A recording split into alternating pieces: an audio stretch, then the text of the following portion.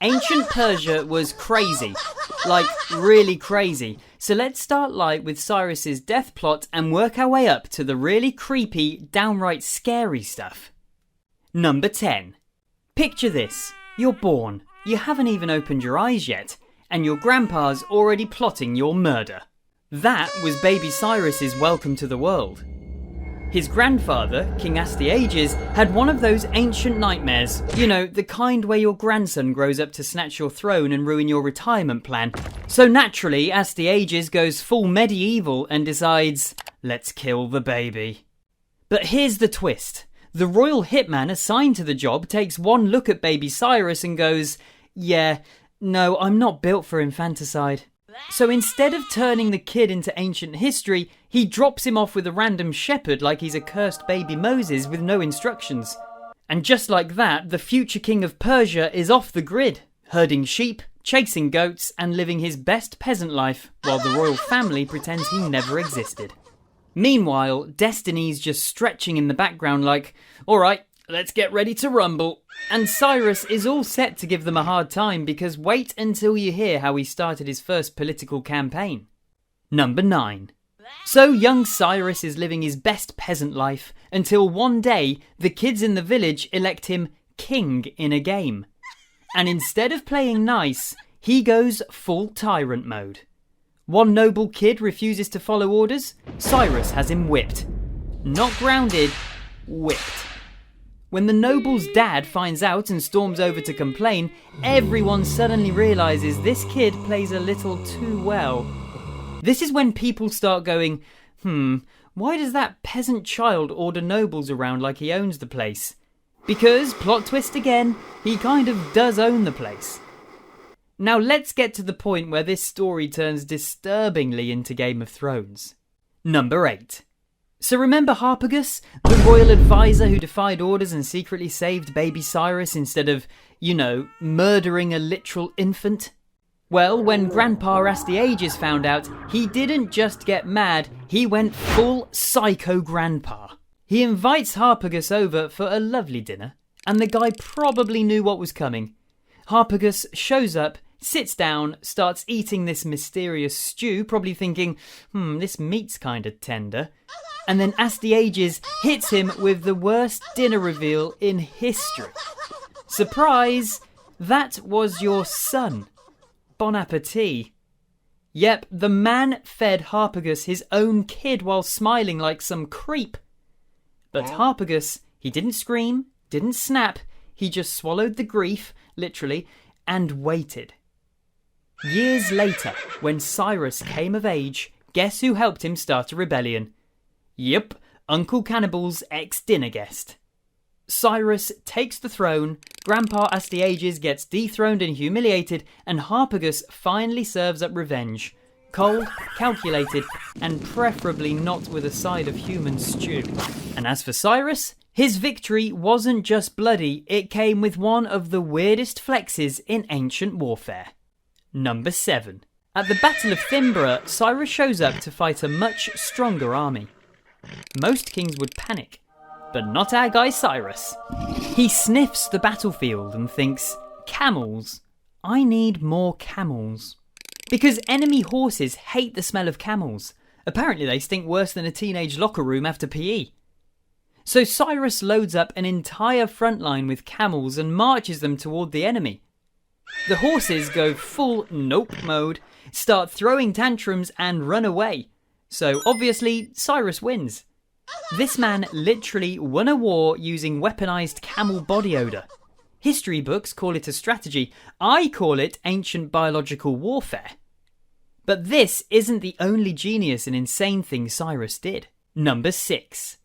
Cyrus had this army unit called the Immortals. 10,000 soldiers who were instantly replaced when one died. Which meant they never dropped below 10k. You kill one, boom, another guy appears like a Persian Pokemon. The branding was immaculate. They probably had better PR than the Kardashians. And they had matching uniforms, coordinated moves, and probably the sassiest death stares in the ancient world. And Cyrus, he was the Simon Cowell of this operation. The world's first pop manager, but instead of record deals, he handed out swords. And when he wasn't busy heading his death squads, Cyrus was busy writing history's first human rights charters. Number 5. Cyrus's Cyrus Cylinder is often called the first declaration of human rights. It basically says, hey, I'll free your slaves, rebuild your temples, and respect your gods. No cap. But here's the thing.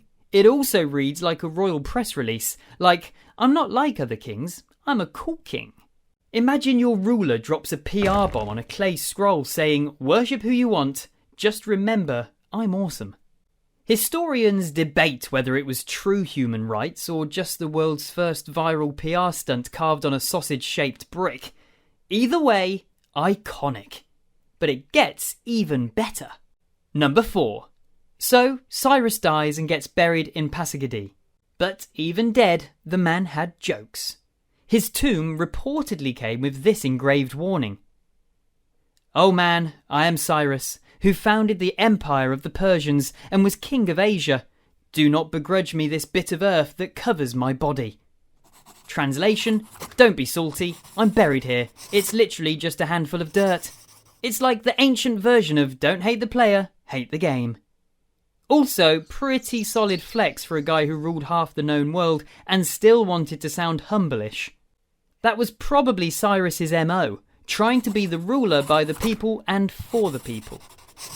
But don't get me wrong, the guy probably invented peak petty behaviour. Number 3. FYI, Cyrus didn't die without putting up a good fight either. According to one version, he picked a fight with Queen Tomyris of the Massagetae, a fierce ruler who did not come to play. She warned him and he kept ignoring her, so she came back with full vengeance. After her son died in the battle, she not only defeated Cyrus, she beheaded him, filled his skin with blood and dunked his head in it. Said, drink your fill, you bloodthirsty man. Like girl had the dramatics of a Netflix villain and the execution of a Mortal Kombat fatality. That's not just revenge, that's theatrical legacy crafting. But don't judge him by this slip-up, because he was fairly good at weird diplomacy. Number 2. So get this, Cyrus had a whole strategy where he'd take important royal kids from conquered regions and bring them back to Persia. Not to execute them, not to ransom them, but to educate them in his own court. Basically, hey, I just defeated your dad, want to come live in my palace and learn how to rule like me? Now this may sound creepy, but Cyrus had nothing to do with Epstein, trust me. Imagine being 14, losing your kingdom, and next thing you know, you're studying math next to the guy who burned your capital. The audacity? Immaculate. Cyrus called it diplomacy. Everyone else probably called it childhood trauma. But for a guy who raised literal children of his enemies, Cyrus was weirdly paranoid. Number 1. Cyrus was so paranoid about betrayal that he used a lookalike to test the loyalty of his own court. Yeah, he found a guy who resembled him, dressed him in royal robes and paraded him in front of generals and bodyguards to see who would bow and who'd flinch. One problem, the doppelganger enjoyed it way too much. Dude started acting like the real king, giving orders and charming people like he was Cyrus. Some historians even suggest this mini mess triggered internal chaos and may have been one reason why the Massagetae queen caught him slipping. Moral of the story? Don't hire a body double who wants your job. Especially if you're a world-famous emperor. So, would you survive a week in Cyrus's Persia? Or would you get doppelgangered out of existence on day 1? Tell me in the comments. And if you know someone who still thinks history's boring, send them this.